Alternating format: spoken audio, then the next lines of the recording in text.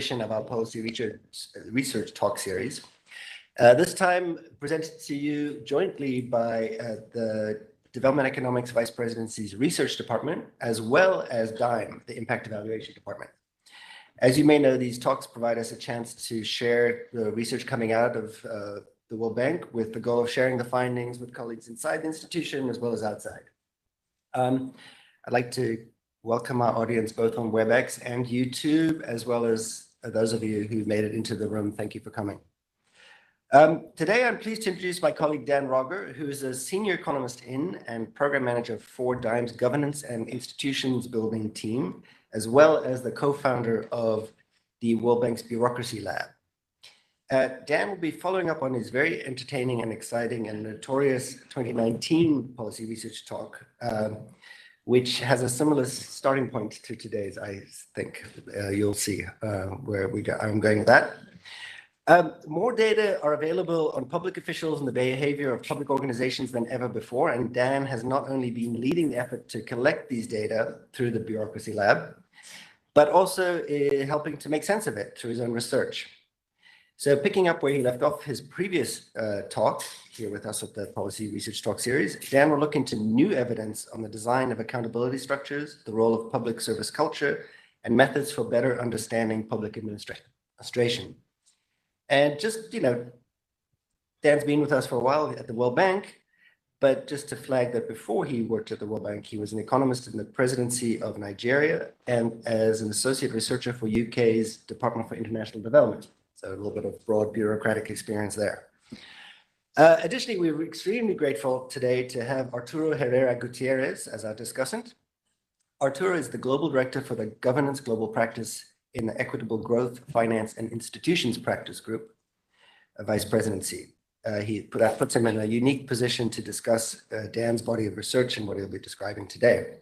Arturo's extensive experience in governance from both a practitioner and academic perspective.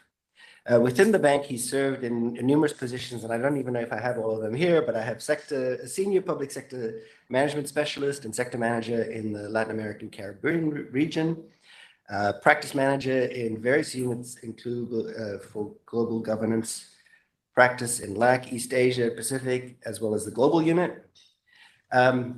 Between 2018 and 21, he left the bank and held leadership positions in the government of Mexico as co-head of the finance team in the presidential transition team, deputy finance minister, and most recently, before rejoining us back at the bank, as Minister of Finance and Public Credit. So I'll ask Dan to talk for about 45 minutes, and he may need to walk slowly, after which we'll hear from Arturo for 10 to 15 minutes, and we'll conclude the sessions with Q&A from you in the audience. If you have a question, please use the raised hand option in WebEx or signal to me in the chat that you do have a question, and I'll call on you, and hopefully you can ask your question yourself. Of course, if you're in the room, just raise your hand. And if you're following on YouTube, please submit your question on the YouTube chat, and that'll get relayed to me. So just a reminder to everybody, we are recording the session.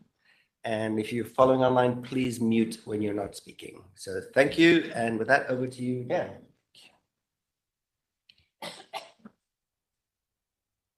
Thank you very much for attending. No problem. But who's presenting the policy research talk? Rogger. Daniel Rogger.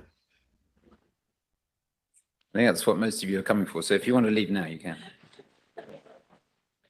I would like to begin by building on my last policy research talk, which was really a review of the literature on bureaucracy, on how you fix bureaucracy through incentives, and I left off on culture. But before I do that, I want to take a step back and think about the focus of these talks. I want to think about how we influence policy. And I want to present to you a thought experiment, which I call a kind of model of policy influence that summarizes the way that I think about policy influence and present what I think recent evidence implies for that model, and hopefully provide you some motivation for why we should think about this subject today. So let's think of policy as frontline decision points that public officials have to make. And these decision points are typically embedded inside a program of activity in public service. These programs inside sectors like health and education, and those inside government administration.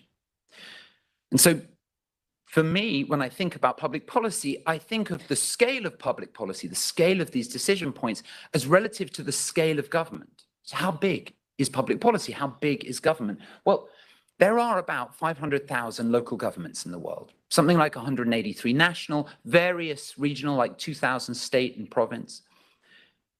So now let's think, in each of these governments, there's something like 10 sectors: health, education, water, and so forth. And back of the envelope, very rough approximation, in each of those sectors, there's probably 10 programs. You can think of them 10 budget line items. And for each of those programs, there's 10 decision points. Which village should I operate in? Well, what kind of technology should I use to drill a borehole? What timing should I have? Just summing all this up means that every year in the budget, there's something like 500 million budget decisions per year. That's the policy we're trying to influence. This is a rather daunting number to me.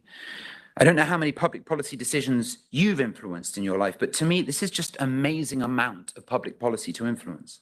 And of course, some work influences multiple decisions at one time. But given the need for validity of any research for a particular context or decision point, it's still a very substantial number. So as an empirically founded institution, what we want to know is a little bit about the elasticities of the nodes at different points in this model. Where can you have impact? And so we could invest in decision points. We could spend our time trying to work out which way we should go on a specific decision. Or we could say, well, we want to take a holistic approach to a decision point and understand how to operate a program. And then, of course, one could think, well, let's invest in a sector. Work out how to get health going. But as soon as you start working with an entire sector, you're into issues of administration, of how to run the personnel and the organization of these programs. And so you're into issues of whole of government. My big question is, how do we affect these different nodes? How much does an investment actually have influence? And so let's start with the classic decision points. This is actually quite hard, even though we all work on how to improve the decisions of public policymakers. What is an average effect that we should expect? At Dime, we've tried to assess the portfolio of IEs that we've done. And our sense is that a good aspirational number is something like doubling the effectiveness of a decision point. That's the kind of big number. Now, you know, many evaluations don't get something this large, and there are a few outliers, but there's something aspirational about this, and we have been able to do this in quite a number of IEs. In preparation for this talk, I looked at the documents underlying another big assessment of development effectiveness, the Copenhagen Consensus, and that number, the idea of doubling, is broadly in line with some of the elements of the Copenhagen Consensus. And then if you spend your time looking through the JPEL RCT database, this idea that you can double development effectiveness is not too far from the truth for a body of evidence. So if that's what you can do with a decision point, what about the administration above it? Because in my model, all policy is embedded inside an administration. So I can now show you evidence from a range of settings on that, but I want to start with the graph I showed you at the end of my first policy research talk. These are slides from that talk, and the idea that came across is that bureaucracy is fundamentally diverse. And actually, one of the stylized facts, I'd say, of public administration empirical work over the last 4 or 5 years is that that is true. That bureaucracy is just a very diverse place. Some things work very well, some things fail. And when you start to think about this, this is ex post kind of obvious. There are a few systematic forces driving homogeneity in the public service. And so if bureaucracy is fundamentally diverse, if the administrative setting is that, what does that mean for influencing policy? Well, let me take you back to the graph in Ghana that I showed at the end of my last graph. What this shows us is the 35 core public institutions of Ghanaia's civil service. These are the ministries that we've worked with. And they rank our data collection over 3 years of how many tasks that they were supposed to complete that they completed.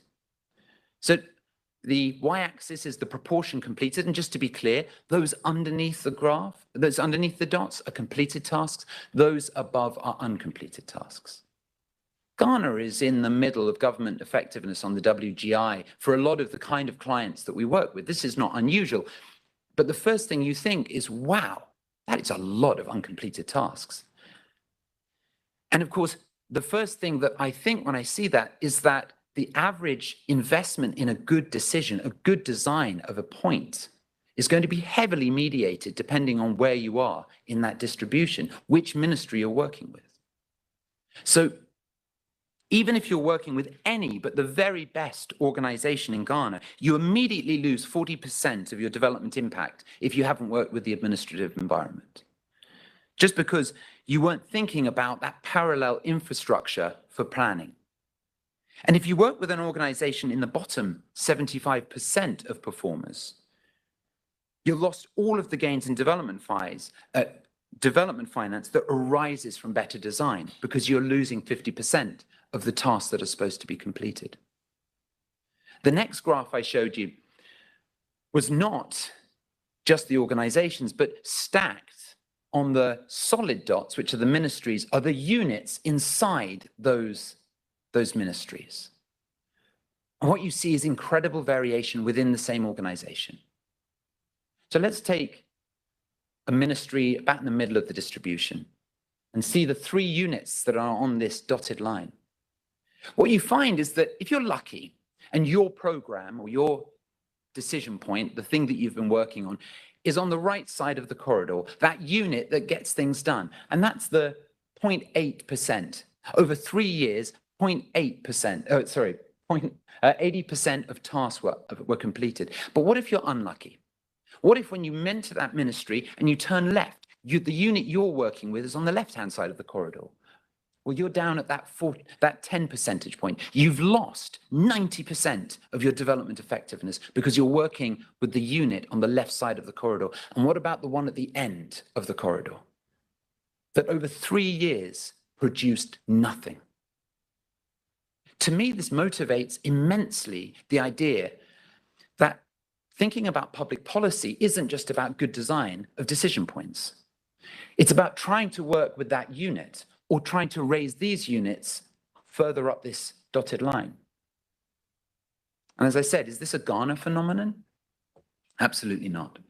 Now, this is some data from myself, from my co-authors, from my friends, from people in the community.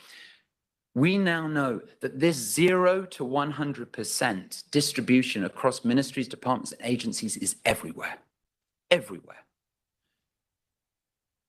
And so let me take you one more step along this journey and say, let me take you to Slovakia, where we've been working on productivity data, and we even have data at the individual level. So let me take 2 tasks. So this task is business licensing. And what you see here is a graph of caseload, the amount of cases that an individual officer was able to throughput in a month.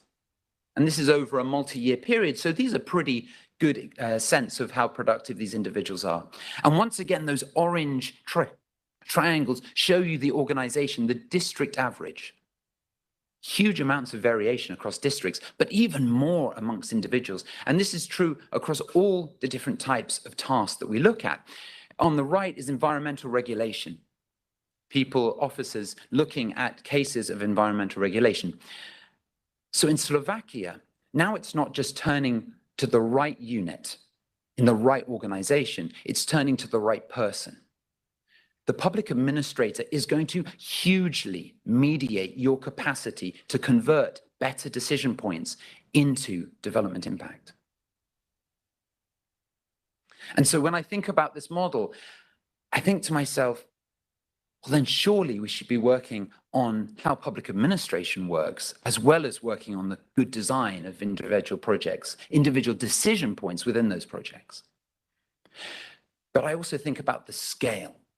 500 million decision points a year. How are we going to affect that? Working on individual decision points is going to be tough to influence policy writ large.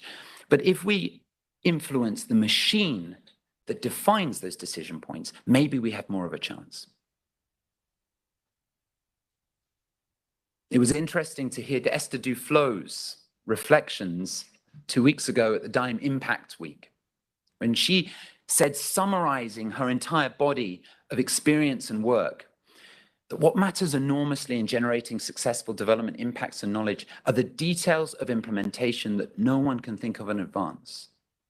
And they are solved in partnership with our often government partners. And we also all knew this. Anyone who's ever tried to implement a project or program in the field knows if you get the right field coordinator, manager, individual public official that you're working with, everything goes right. But if you get the wrong one, you never do the evaluation, you never roll out that project, the operation doesn't work.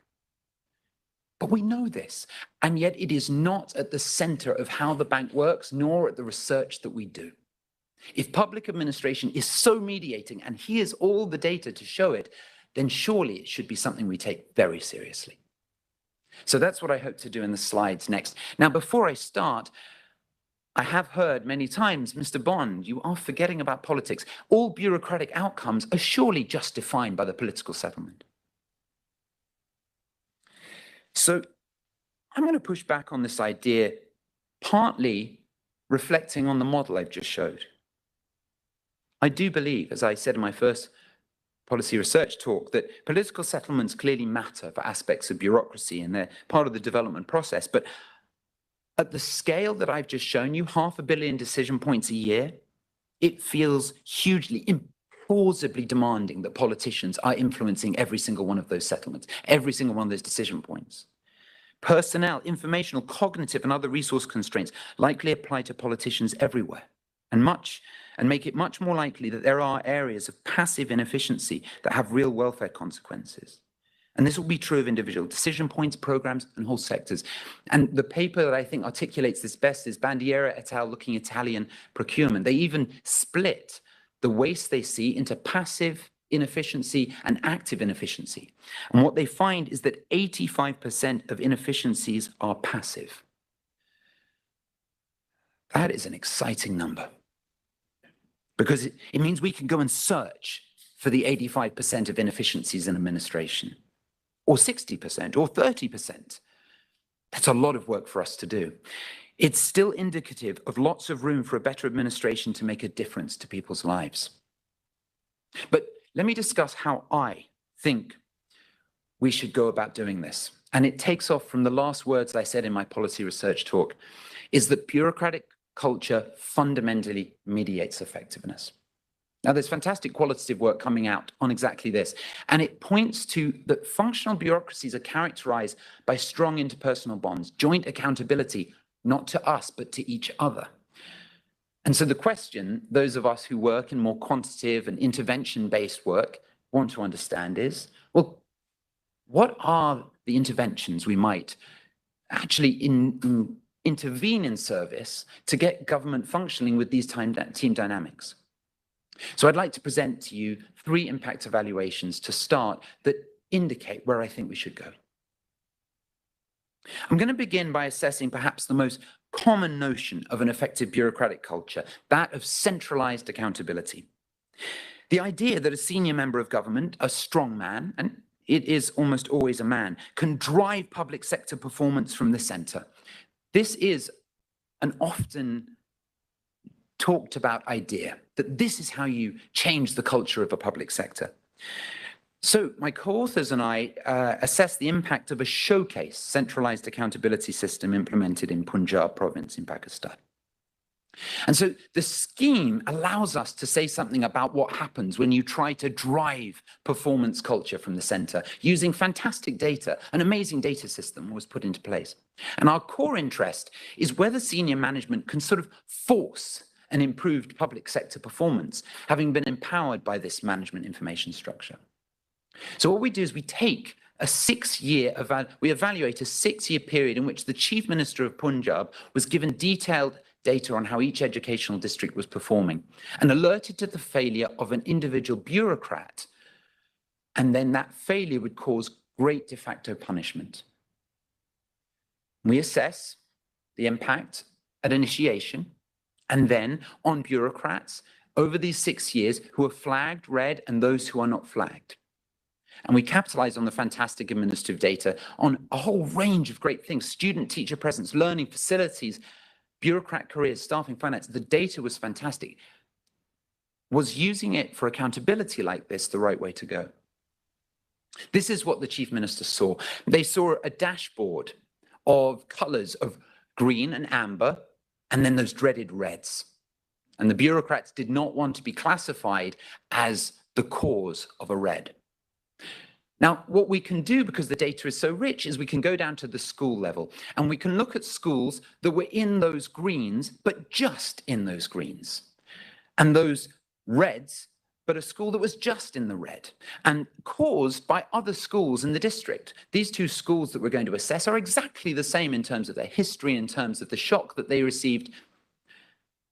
And so we can do a relatively clean comparison of what happens to the school outcomes when the bureaucrat is shouted at, has reputational damage, has all that de facto punishment.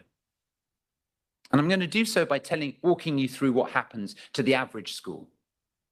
So what you see here let's firstly take the two solid lines, is schools either side of that threshold. And the red ones are those that just got into red and the blue that stayed on the side of green.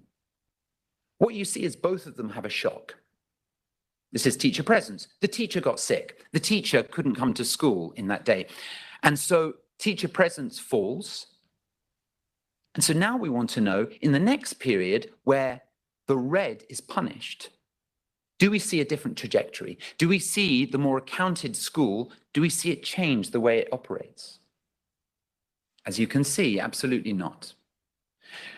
Schools that are punished revert to the original pathway in exactly the same way.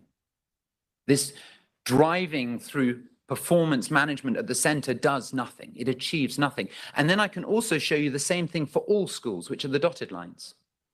The school reverts to where it would have been otherwise. We don't find impacts on any margin of centralized accountability. Teacher presence, student attendance, physical facilities, any of the scores, nor do we find on the activities of bureaucrats. So, is this a rogue finding from Pakistan? No. The work that I just showed you was embedded in a 6-country case study where we looked at the same things, researchers looked at the same things across 6 countries. And Martin Williams and Claire Lever were here a couple of weeks ago to showcase the end line results. And what they argue is across all countries, data is not so useful as an indicator for allocating top-down rewards and sanctions. Rather, there are huge potentials for organizational learning. But this is not always prioritized. In fact, very rarely prioritized. It's very, very rarely integrated with mainstream civil service routines. So what my co-authors and I did to show what could have been done with that data is we follow Alessandro Fenizia's work identifying the talents of individual public officials. And we take head teachers and we give each of them a talent score in their ability to bring teachers to school, in their ability to keep student attendance up. And what we find is that can move the needle. If you get a talented head teacher to your school, that's what changes teacher presence. Let me focus in on the graph below for a moment. What this is a scatter plot for the talent indices that we create for every head teacher.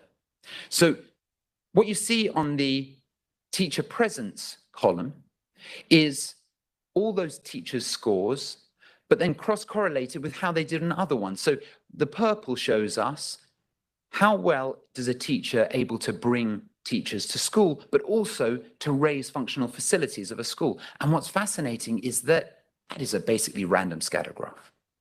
Whether a teacher is good at getting teachers to school or good at functional facility maintenance is not that related. Now, it's quite related, you can see with scores, maybe as we'd imagine, you are good at getting math scores, maybe you can get English scores up. But what's fascinating here is that we can use data to identify the individual differential talents of public sector workers. The comparative advantage of that coarse but large-scale data in the public sector is to identify underlying parameters that no individual bureaucrat can do on their own. No public official knows where they are in the large N distribution. Most of those public officials in the top tiers of being able to bring kids to school, being able to get teachers to school, didn't know that they were one of the best in Punjab. So if we give them that data back, well, then we can complement management, their management, and the management of people higher up the chain with very targeted data. So a call will come. Surely you're not saying we should have no accountability in the public service. That's right. What I just talked about was centralized strongman accountability. But how about being accountable to each other in our departments, in our organizations? The classical way that the bank has done that is through implementing appraisals, like the OPE. It's where you set targets. This is what I'm going to achieve this year. And so with some co-authors, I spent the last 6 or 7 years studying what happens when you implement an appraisal system in Liberia. Liberia is a country that had a ravaged public service after the Civil War. It was a place where people did not come to work, where people were unhappy, where people turned over. It was very difficult to manage. And so our interest here is whether we can encourage the uptake of the appraisal system as the foundation of public service structure and see what happens. Well, we implement 2 treatment arms in collaboration with Liberia's Civil Service Agency. One where we try to roll out communications, training, and support to get the appraisal up and running, focusing on the role of senior managers and peers. But today I want to put them together and just say what happens when you encourage an appraisal system be put in this fragile environment. We collected data on the impact of rollout over the next 2 years on attendance, management quality, experience of the state. And what we find, and here's a regression table, and I want to show you that because people start turning up more. These numbers are attendance figures. Because we gave some accountability, because there is some structure, people start arriving more. And voluntary turnover goes down. People stop leaving their units as much. They're also more satisfied. Here's some satisfaction measures. Satisfaction goes up 8 percentage points. And when we ask, why is it you don't want to leave the unit? It's to do with their intention of moving up through the service. And so in Liberia, an environment in which one would imagine it's very difficult to get control, build structure, we find detectable effects, big detectable effects.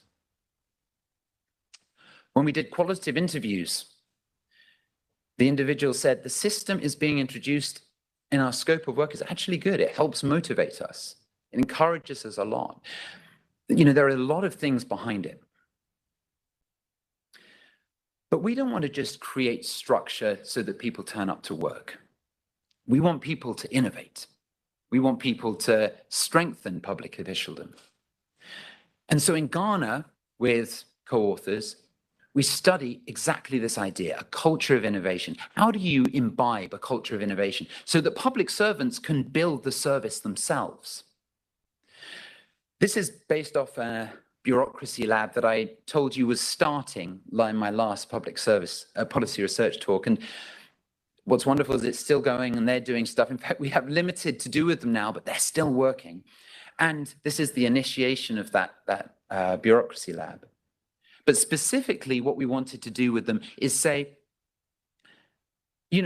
can we change the way that you train public officials to make them more public service interested, excited? Can you make them better initiators of new ideas and generate a better public service? So we collaborated with the Office of the Head of Civil Service, and all we did was we took this 2-week standard training. Now, I'm assuming that most people in this room have done some World Bank public service training. It is a core way that we build capacity in the public service across the world. But more importantly, it's a very large part of the bank's capacity building efforts. So we just added a module, a single module, where we worked with people to diagnose and solve problems based on what they'd learned. to innovate from the bottom up, to conceptualize change. We role-played. We gave them a platform to take what they'd learned back into the service. And here we again implement two treatment arms, one where we take individuals into a classroom and make them into individual innovators in their unit or department, and another where we go to the unit or department and we try to get everyone to innovate. And I want to split the results I show you because the results are so interesting along this line. So we collect data on the impacts of these trainings over the next 2 years on culture. Can we change culture? Administrative process, task completion rates, and thank you KCP for making that last two things possible. So what do we find? Again, I'm showing regression tables because I want to show you how strong the effects are here. So if you have this innovator training, what's fascinating is that having a single innovator improves overall division culture. What you have here is claims about division culture from a civil servant survey. And individuals say that the teamwork climate goes up, performance climate, fostering new ideas. The entire unit's quality of culture is improved. And when we do it with trying to train everyone together, when we go out to the entirety of the department, we find no effects. Now, what about idea sharing and generating improved processes? Well, here we see is that those who are in the classroom training where we created innovators, well, they feel that there's now more freedom to express those ideas and the frequency of meetings on process increases. And yet, the best evidence we have from the classroom training where we train everyone together is null to maybe even negative. And finally, does this have an effect on process itself? Yes. And not just that, if you look at the column at the end, do you remember those task completion rates I showed you at the very beginning? They increased by 11 percentage points. It's noisy, but something's there. We don't find any similar effects when you try and train everyone together. Why? You know, we have some qualitative evidence. With your superior in the training, it was not beneficial, said one for feedback for individual from team training. You have to be cautious about the superior-subordinate relationships. I did not see the benefit and I could not voice my feelings. You know, each of these impact evaluations surprised me. And they underlined how much and how little we know about how the public service functions. We've probably been training entire units for 40 years. Have we ever created innovators? Probably sometimes. Did we do it in the right way? You know, administration can be changed, it seems, and for the better. And even small but well-designed interventions can have impact. And again, that's ex post obvious because we're probably so far from the production frontier that small tweaks can push us quite a long way towards it. Yet what works and doesn't is so poorly understood. And for an organization whose primary intention is to influence policy, to me, this is an urgent need for better information. You know, I'm not asking us to respond to any of the IEs that I've done. I would not want us to respond too intensely to any single impact evaluation or set of findings, but surely we'd want to update our priors and invest in this kind of knowledge. Bureaucracy does seem responsive to interventions that build up professional features of the service, like clarity in duties, identification of talent, responsibilities to improve procedure, and yet in the economics profession, there is almost no impact evaluation on these things. So is another world possible? I think it's vital, because we only have 6 years to achieve the SDGs. For those of us who think about this sort of thing, we've basically run out of time to introduce new programs and policies with uncertain impacts. What we do have time is to go and find the talented managers and the talented public servants and put them where their need is most strategically. We need a technology that has immediate and sustainable effects. You can move a manager in a month. Something that can feasibly impact those 500 million policy decisions where a dollar has catalytic impacts. And of course, beyond the SDGs, there are going to be global challenges that require an interconnected and long-term approach to policy influence. The battle will not stop here. And what program can achieve that? My opinion is that it is one focused on analyzing and strengthening government. My first policy research talk sketched out how my public service is a unique and complex place. You should go and watch it, it's good. It showed us how microdata is so important because in such a diverse place, making a single statistic for the entire of a government doesn't tell us too much. But what I'm saying now is we have to act on that information. We need to use that information to improve government. And we're not going to influence public policy unless we do so. You know, there are likely to be substantial passive inefficiencies, the resolution of which have substantial welfare gains. So why are we not changing the narrative of the World Bank towards supporting government and its officials to allow them to work more effectively on their decision points? What do we do now, James? Well, Michael gets a starring role. He has told us for years, what are you doing for the median official? His pioneering work, trying to push us to think about the implementation side of our work, is exactly where we need to go. And we can have different flavors. The work that I do is different to the work that Michael does. But I think we both agree that the question we should be answering is, are you supporting a public official to be their best professional selves? That's a question we should all ask ourselves every day. My answer is government analytics. It's to repurpose administrative and survey data from within government to improve public sector functioning, release the service to improve itself. And this offers us a distinct micro data-based way to improve state capacity. It enables governments and development partners to detect areas of improvement. I've shown you how just descriptives show you where all of the least effective agencies are.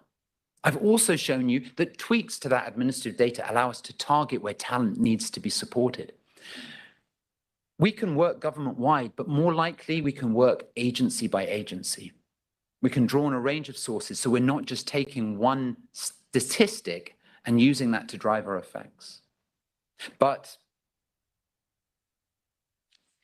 it means I have to face a very hard reality. It turns out I am not James Bond. And not just because of the good looks. It's because of the immensity of public policy. There are just too many decision points, too much action for me to be able to save the world. I'm afraid that's true more generally. We are not James Bond. We're not going to save the world by shooting down decision point after decision point. There are just too many of them out there. What we need is an army of capable, committed, and not totally constrained public servants, our James Bonds, all over the world. So where does that leave us? Well, we're in this building or in a country office. So we're back at headquarters. Once we're humble enough to realize who the real heroes are, we can at least put our lab coat on and be some sort of Q, one slightly nutty analyst whose intention is to build tools to support field operatives, and in our case, public servants. That's what we can do. And if that is our intention, then I think it changes what the World Bank should be doing in policy and research. Let me tell you a little bit about how I think we should play the role of Q. We should ask public officials more, the median public official, what it is that they're facing today and how can we help with the vast amounts of data that we have. We can be a conduit to the information that they need, not that we think they need. We can use bank projects and financing as conduits for building the capabilities of public administration, but based on rigorous evidence of how to do it.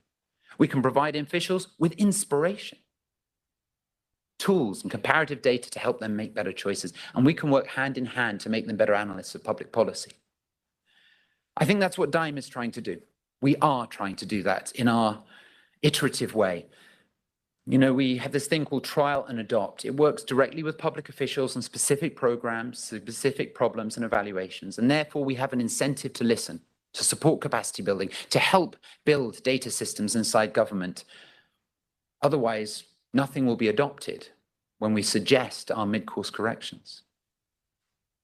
Ariana says it, that we focus on skills development, behavioral change to support the deployment of development ideas as an opportunity to build local capacities for linking data and analysis.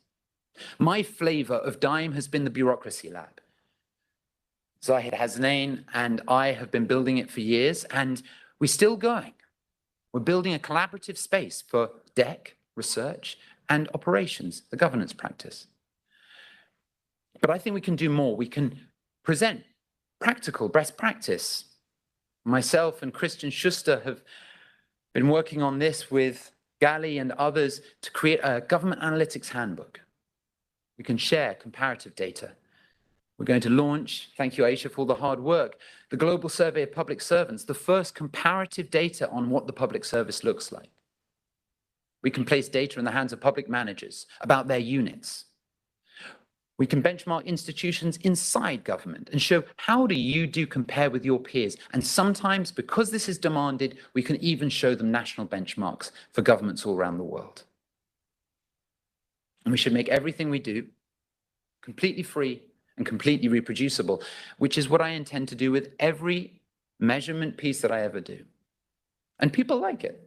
My favorite, of course, is back with Nana in Ghana, who said that the survey we did with him was the first time he'd truly seen his service. And why are we not running more experiments inside government? Experiments are good ways to learn. Let's use them to understand how government works. Does any of this work? It sounds good. So what Ravi Samani and I did in Ethiopia was to randomize information briefings like I'm suggesting. We gave it to some public servants and not others. Ethiopia is a very important counterpart to the bank. But when you actually ask public officials about the people that they're working on, they get it very badly wrong. 50% of officials that we ask make errors about their underlying objective measures, like the population they're serving, the education levels, the number of education. They get errors 50% or more. And so what we did was we provided a random subset of government officials with an information briefing. And we then collect data on the accuracy of their beliefs afterwards. Now we do this across the whole of government. Now, what would be the classic response? Well, of course, it's local governments. They're the people who know their environment. Actually, the evidence briefings improve the accuracy of their beliefs by an amount similar to decentralization. Decentralization by 1/3 of a standard deviation, the information briefs by 1/4. My colleague Aidan Coville and his co-authors have started to work on this, but if we are trying to update public officials' beliefs, why is there so little evidence in the bank on how to do this? I want to shout out Juan Santini, who, with his co-authors, did a great piece of work where he informed mayors about research and is able to increase the adoption of those policies by 10 percentage points. What I'm suggesting, what we've been doing, it does work, but only when it's fully embedded in an understanding of the administration it's trying to affect. If we're trying to influence policy, those 500 million decision points, it's going to be hugely mediated by exactly these things. I'm quoting myself. Our job is not to constantly seek out ways to punish public servants when they get it wrong. And to be honest, we have limited ways of doing so. Rather, our best chance is to invest in helping them get their administration right, to give them the freedom to succeed. So, ladies and gentlemen, you have a license to respond. If anything of what I've said is resonating, is interesting, well then firstly, think of public servants that you work with as James Bond. Give them a sense of autonomy, a high mission orientation, help them search out information on a case-by-case basis, and support that culture of strong professional relationships. And I'm now going to try and give each of you some thoughts on what we might do. And I'm going to separate them into the 3 audiences I think these talks try to talk to. researchers, those of us who try to be on the fence or the bridge between policy and research, and then operations. Hopefully, members of DEC can remember DEC, describe, engage, and cross-randomize. When you're doing work in any field, try to measure the administration that it involves, that it engages with, and add that to global knowledge. Don't let it just fall away in your appendices. Engage with your counterparts, not only on the project that you're doing, but ask them, how can my data help you more generally?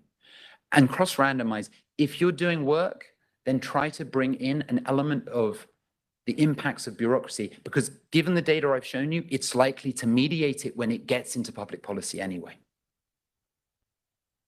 To my lab scientists, LAB, link, anchor, and best practice. You know, public service is not a place where information flows freely. It's not a market, an atomistic market, and therefore improve information flows between public sector actors who should meet. In the Ethiopia, Estonia, and other case studies that Aidan and I have done, tacit knowledge, who you talk to, matters hugely. And therefore, who are you going to link up today? Anchor, generate or support a community of practice that shapes public service norms and best practice. Support public officials' ability to access that best practice in a way that easily translates to their service environment. Operations, although I feel shy talking about something where there's so much expertise in the room, but OPS, observe, practice, and strengthen. Make measures of the administration part of your project as they might mediate your success. Put one performance indicator based on public service. Practice, trial different approaches, trial and adopt, and share your results with us. And strengthen. Always think about how your operation is strengthening the administration you're working with, so that the next operation might not be as mediated as yours will be. People must be very upset that I've said they might not be able to be James Bond. But you can be, actually. There is, of course, one place that World Bank staff can be James Bond, and that's at the World Bank. You know, there's no administration, actually, that has been more resistant to my attempts to undertake analytics on it than that of the World Bank. I've been rejected at every turn. But this is, in fact, the one place where we could be James Bond. This is the administration we're most equipped to truly change. But we have to focus on changing the administration of the bank. Working on individual decision points will not be enough. What little data I have on this place that I've been able to gather shows that there's a set of unique challenges here.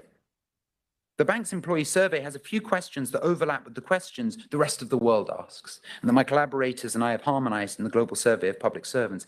Here's a few of the overlapping questions and indicators of where we sit in the global distribution, although because so few countries ask questions like ours, there's only a few comparators. We are, as many of you would agree, a motivated bunch. We sit at the top of the distribution for a number of questions related to how motivated we are by our work, both DEC and the group as a whole. However, when you look at how we organize ourselves, things look worse. We are at the bottom of the distribution in terms of how we collaborate and how effectively we build pathways to capitalize on the bank's talent. We should change that. Sometimes we hold at arm's length the idea that the World Bank is a public administration. It is. And thus everything I have argued here today is applicable to the bank's own administration. Well, it's time to wrap up. I hope something that I've said here today resonates with you. If it does, please think about it. I believe that fixing bureaucracy is something we should all be part of. James Bond will return. He always returns. How are you going to help him save the world? Thank you.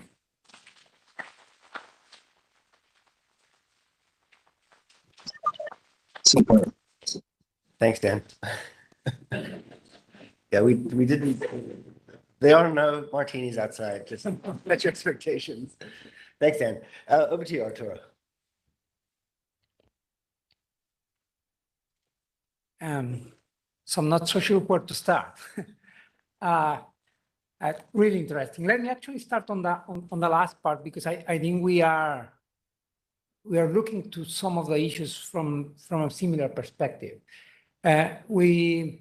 In governance, we work with institutions across the world, and we try to fix things, how to set up their systems, how to make manage their human resource, how to manage their budget, etc.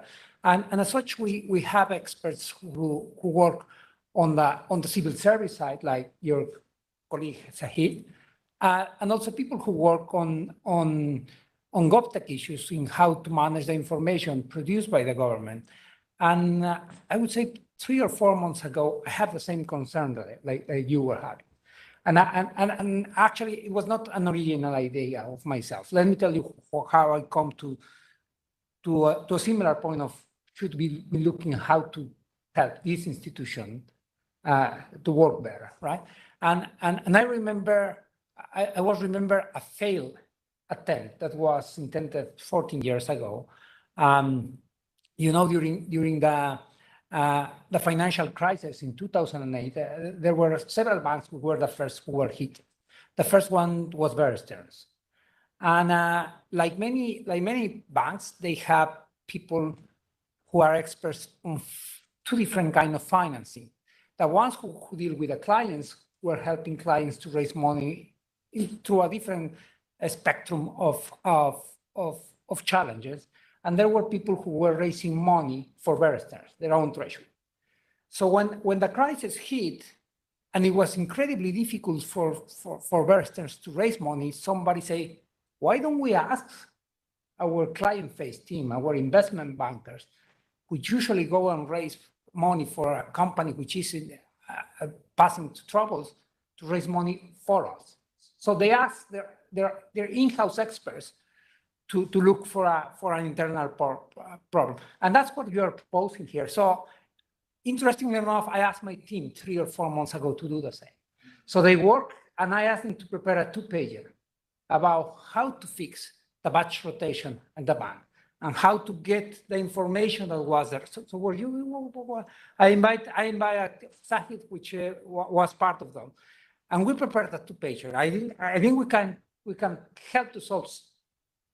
We came through a similar angle. We probably joined because I sent the 2-pager to somebody, and I'm not sure if they have an opening.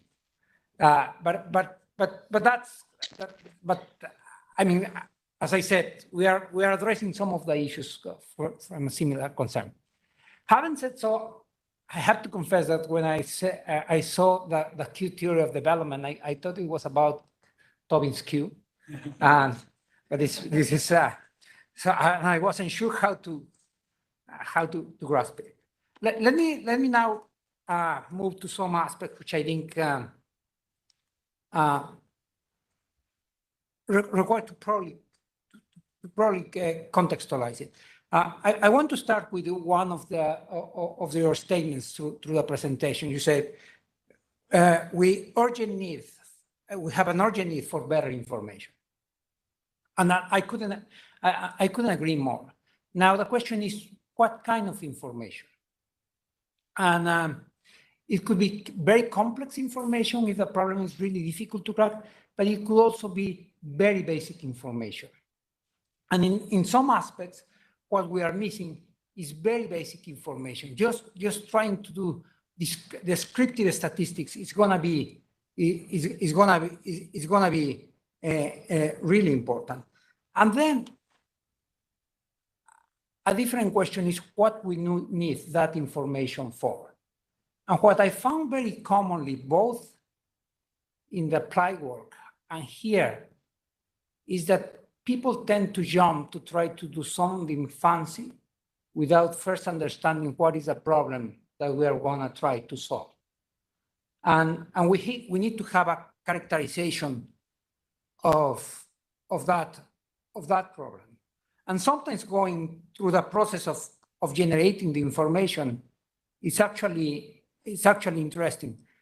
And what we may find from one context to another is different. So let me give you an actual example. Through different phases in my career, probably during my whole career, I have been concerned about the issue of how to collect taxes, right?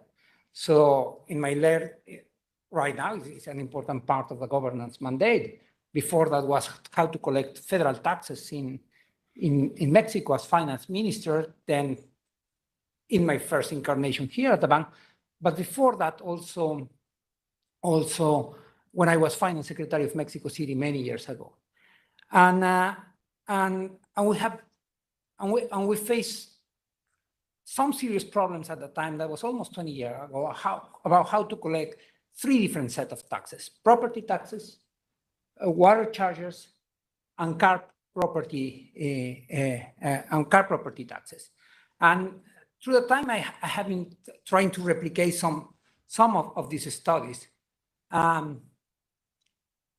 let me start with one example, which is what made me think that we have to be careful if it's just about providing public servants, how was your work to be whatever they could, all the best they could be.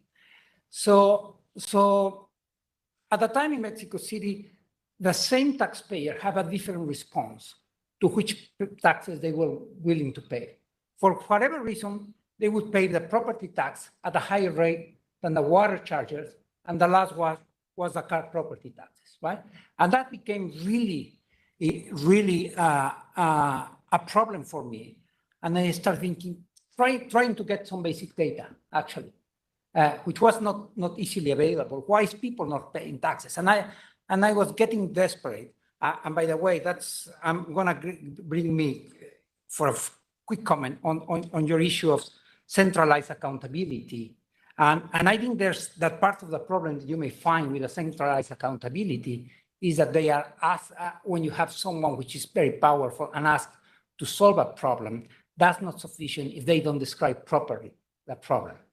So I may have been partially in that seat, and I was, we need to collect this tax. We need to collect that tax. But I couldn't understand why was a problem, why people were not collecting the tax. And I was in a meeting with people which all of them were responsible for that, right? One were responsible, or actually the database, another were to do the legal claims, etc. And then it occurred to me something which was not very systematic, but I thought it would help me to understand the problem. All of them, the public officials sitting on that meeting, had their cars in the parking lot, right? So I asked someone, why don't you go down and check if they are paying the tax, right? The ones who were collecting the taxes. So somebody went, it was not a random experiment, right? So they come and say, well, actually, they are not paying their taxes, right? So part of the problem is that people who were in charge, the senior people who were in charge of collecting the taxes, didn't themselves believe that they had to pay it, or that they, so it's not always about how to make them the best that they could be. You need to understand if they are actually there. Let me give you another example now with the property taxes, because the process of generating the information opens different questions. So when I tried to revisit those kinds of issues when I was back at the bank around 7-8 years ago, I'll try to figure out now why people were not paying the property tax. And at that time, there was already literature, particularly from the UK, that say that if people knew that their neighbors were paying the taxes, there was a higher propensity for them to pay the taxes. So that the underlying hypothesis is that there was some sort of social commitment, and that by appealing to that, people will fulfill. So rather than sending them a letter saying, you need to pay your taxes, so we're gonna go and collect it, you will send a letter that say 80% of your neighbors already pay the taxes. Why don't you do it, right? And so I was replicating an actual experiment that I did many years ago. And when we were sending letters, and we did it this way, right? We divided the letters by one letter was written in a very harsh tone, right? We have detected that you failed to pay your taxes. We are going to give you 15 days to pay them. And the tone, and in Spanish, you know that you could address somebody in a formal way, that's usted, or in a friendly way too. So that was in the usted, in the very formal way, right? Then we prepared another set of letters, which was addressing them in the two-way and say, you know, by the property tax, we collect X amount, and that serves to pay the subway system, the firefighters, etc., right? Trying to appeal to what kind of services could the public perceive as good, not the police, because sometimes if the police comes and smacks someone. So there was another subway line who have a problem with that. We didn't put that subway line, right? Just things that people thought it would be. And then we have a control. The control letter was a letter that they will send in a standard way. I'm following a very formalistic approach. That letter was starting with a legal basis, right? According to the code that we are in charge of collecting these taxes. And then it will say all the places that it could be paid. So it could be paid in all these banks, it could be paid in Walmart, it could be paid. So it has a lot of information. So to fit that in that one letter, they had to use a very small font, right? So it was impossible to read that letter, right? So we sent them, right? And then one of the letters also, we made a different division. One was sent by the fiscal attorney, which in principle has a higher authority. So the result was the opposites of the UK. So the harsher the letter, the more collection, right? Actually, the letter that is impossible to read collect more than the nice letter, right? And so that gives you an idea about what should be the optimal tax collection approach, which is be as hard as you could be, right? But for me, also raise a different question, which I haven't been able to tackle, right? Which is, why is this happening? And in my mind, there were two options. One is, particularly 20, 30 years ago, a lot of the revenues from Mexico were all oil related. So that this idea that you pay taxes and get some services was broken. We were getting services without paying taxes. And that's why probably the people who were actually in my team many years ago didn't feel that they had to pay taxes. Somehow the money was coming, right? But that's a different problem than understanding why people were paying taxes or not. It's understanding what was their role in the social contract.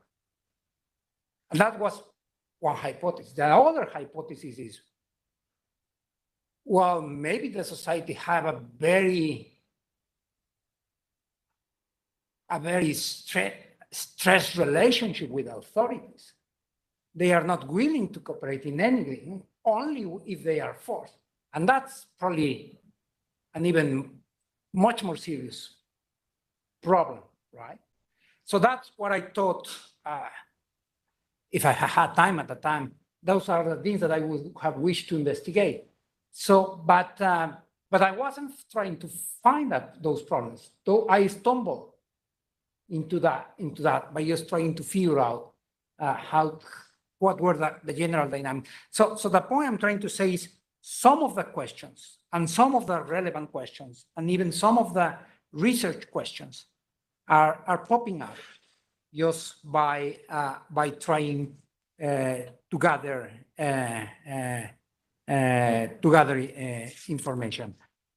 Let me just make one more comment, which is so I really like your idea of the innovation. And I think it it makes a difference. I have always been worried to how if it's possible within a government and a bureaucracy to move to a permanent innovation mode. Actually, bureaucracies are about the opposite.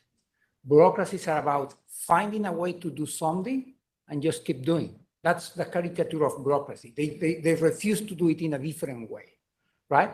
And as someone told me once, this is bad and good. Also, when bad governments come with what they keep doing what they are supposed to.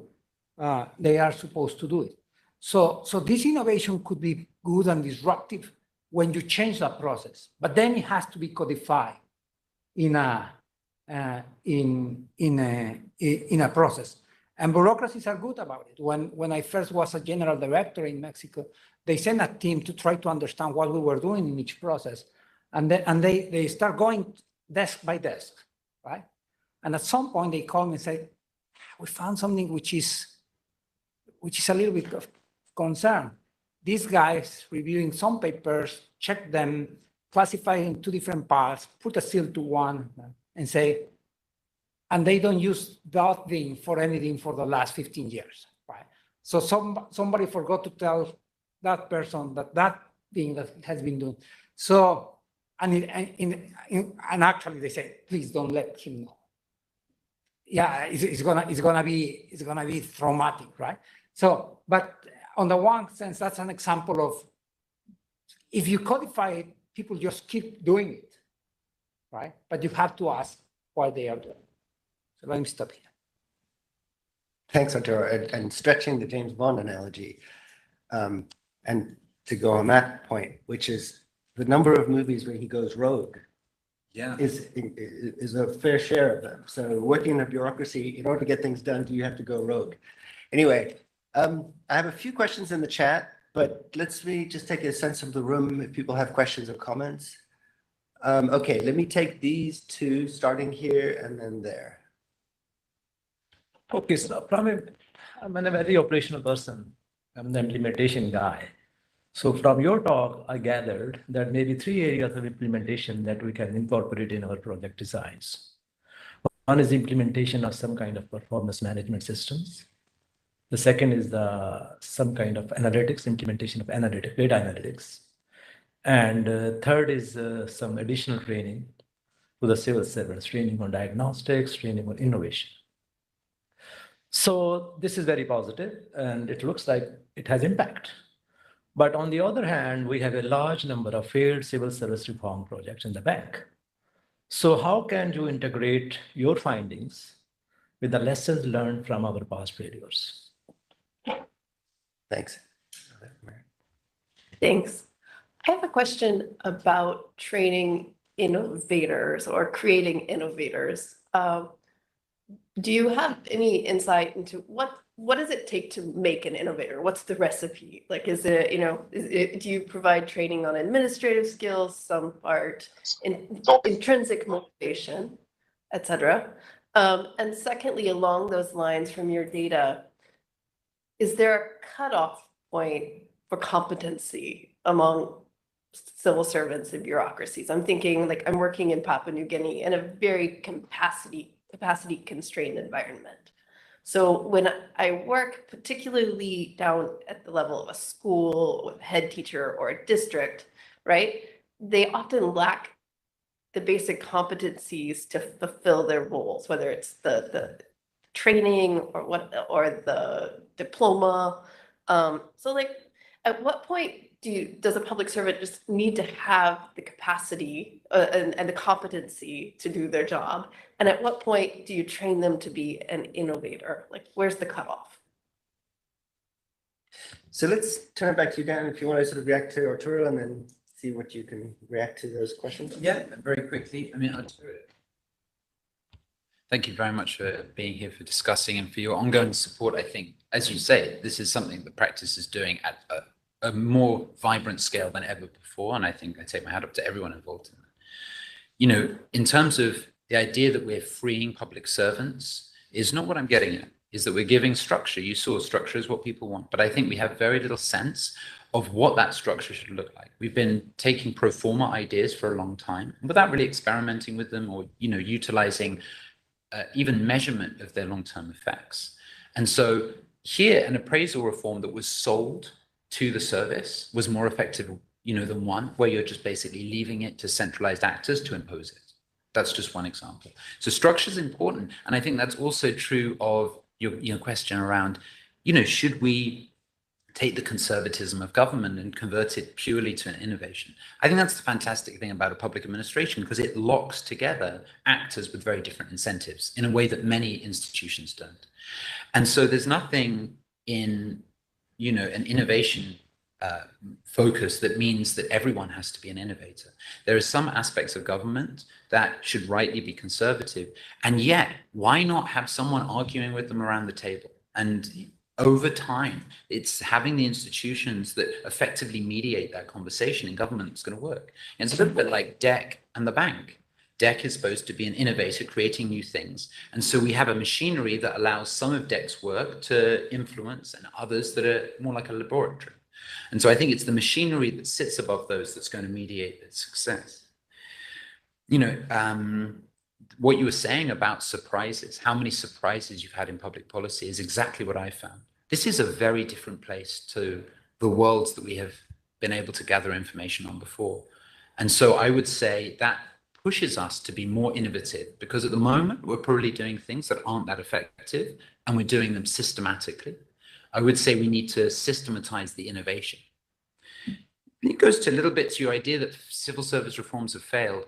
I don't know where that idea came from. I don't think we have very good evaluations of civil service reforms. There's obviously classic literature on the IEG report that sort of said these things don't work. If you talk to the IEG editors, they actually said that's not what we were saying. And Zayed and I have met with them, and what they said was we need better diagnostics to identify what works where. So I push back on the idea that civil service reform doesn't work. Maybe writ large, trying to get the entire service to completely transform. Why would we need to do that? We can move agency by agency. The many small changes that come from the Federal Viewpoint Survey in the United States make for a very large change in the way that the public service works in the US. But it's individually based. It's one manager changing one thing at a time.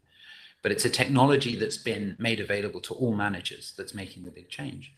So, I would say we need to push back on the idea. I don't think we know that civil service reform in its flavors that were, say, in the IG report didn't work. We just don't have the data.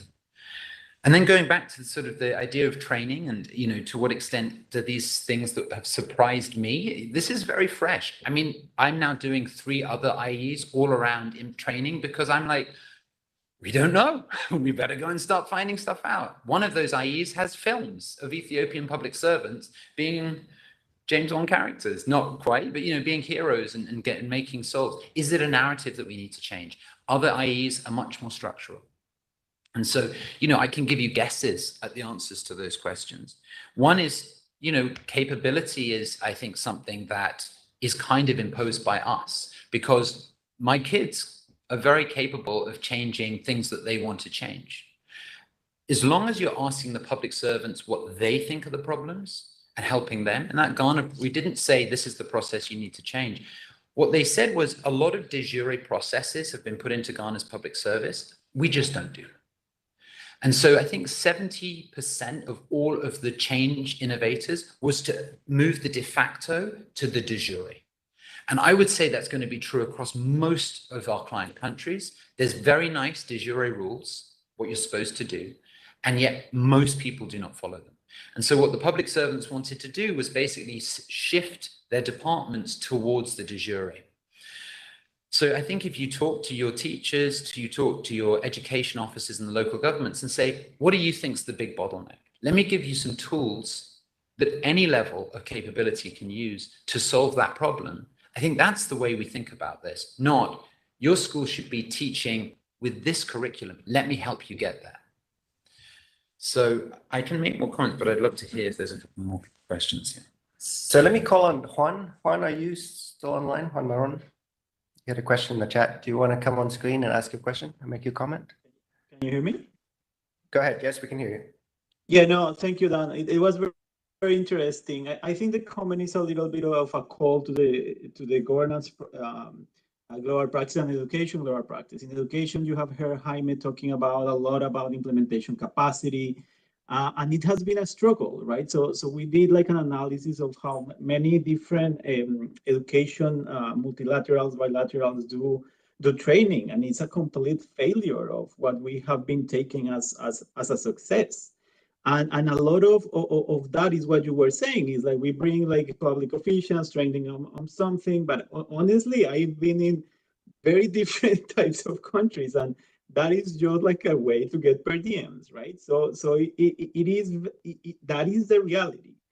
So I think one place where we could work together from the research side, from the operation side, is how to measure capacity, but in a way that is a little bit faster.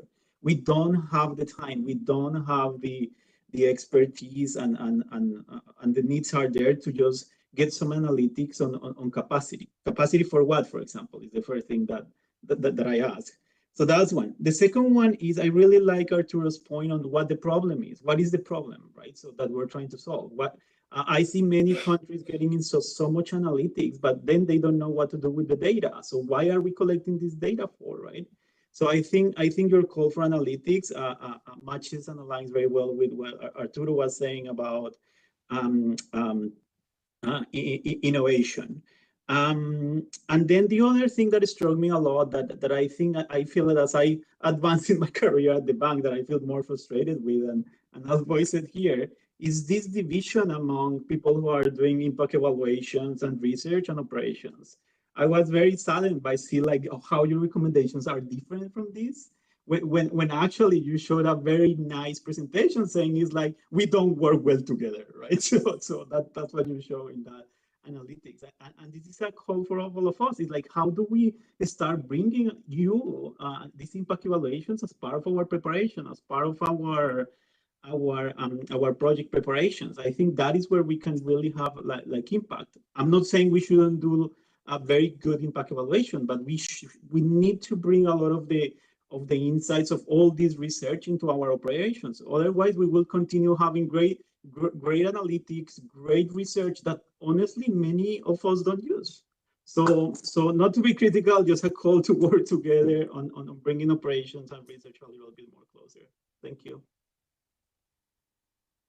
Thanks, Juan. And before we start closing up, there's a question by Charlie. Charlie, do you want to come in? It just says Charlie, so I have no context for that name. Thanks for a fantastic presentation. We can't hear you very well. It's cutting in and out. On the screen. So, Charlie, there's something amiss with your mic, it seems. We'll give you a minute. Otherwise, I could read your question out from the chat, but I'd rather if you have another mic.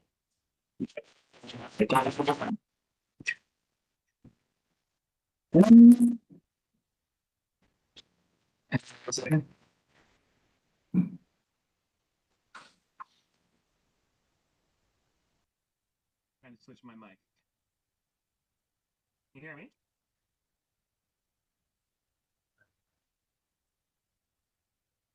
Okay. Maybe I'll just read out the main points from your question, if that's okay. So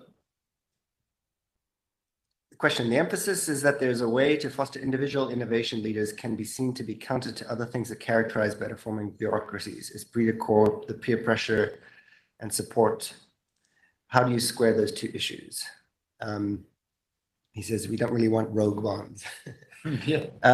Second question is that the Pakistan example of individual skills would presumably have so many exogenous variables that are more determining than individual management characteristics. Even if one can control for the individual, would that same person really be as effective in another part of the country with another set of variables? And then he has an operational question, which I think I'm actually also curious about, which is much of what you suggest would fit the old LIL type of operations. And for those of you under 40, that's learning and innovation loans.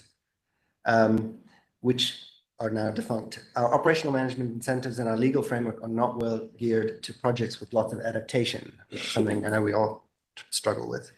OPCS would benefit from this. Okay, any last questions from the room? Before I turn it back to I'll give you the last word, okay? A question here, and then Dan, and then Arturo. Just a quick question on how the innovators that were trained were selected, because that seems super important, and I think I missed that, or the treatment that worked. Wonderful. I think the idea that we have innovators going rogue is worrying to everyone.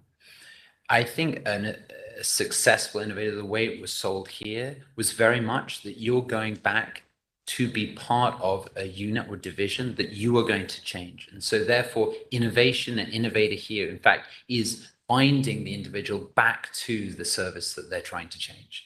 So in some sense, you could imagine James Bond going back to MI6 and reorganizing it would actually not have been going rogue, but bringing really good consultancy that would have been useful for the rest of the service, versus going off and on a vendetta that he was worried about.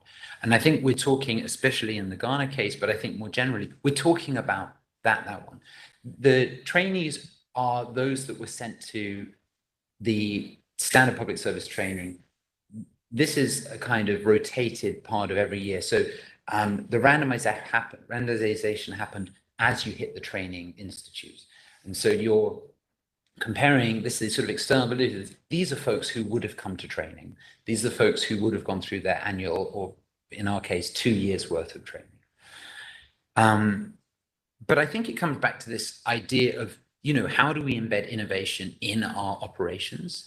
And I would say that right up front, you know, a lot of operations are not taking the evidence that already exists. And so I think just starting every operation, sitting down with a load of debt colleagues and trying to understand what evidence and data we can already apply. Secondly, is then saying, well, what's useful for us to know for the next operation in 4 years, and starting the impact evaluations then. And absolutely, Juan, you know, a lot of what we've done, so for example, in Ethiopia, is to do short IEs. So we're doing a report for the Ethiopian Management Institute now, while the longer term evaluation goes on. That's how we did it in Tanzania. And so I think in some sense, what you should expect from your colleagues in DEC is this portfolio ability that we're using a whole range of tools to build the knowledge that we need, then sitting down with the colleagues before they start the education program in 3 or 4 years and bringing that knowledge back in. So it's using our project today as a platform for doing better projects tomorrow. Thanks, Dan. So Arturo, last word to you. So very quickly, first of all, analytics, basic data, that's super important, right? And it could come from different ways. It could come from just computing raw data, administrative data, which is already there, from getting insights from studies. Then having the right definition of the problem that we want to address, that's critical. That's not negotiable. And let me just give you one example. Many years ago, I was manager here, and there was these grants that the bank was going to award to junior staff who come with an innovative way to use telephones to solve a problem. And then I got one proposal from one staff, and I keep asking her, what's the problem you try to solve? And at the end, it was clear that she just wanted to use a smartphone to do something, and she was shifting that problem as I was questioning. So shouldn't be about using phones or an RTC or behavioral economics.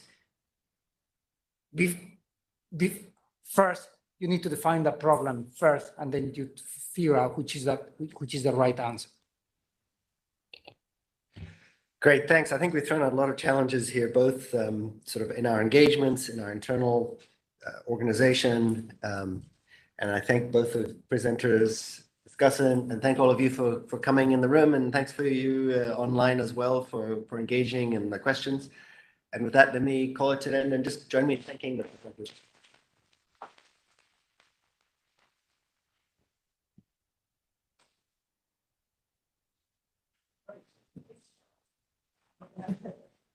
Challenge.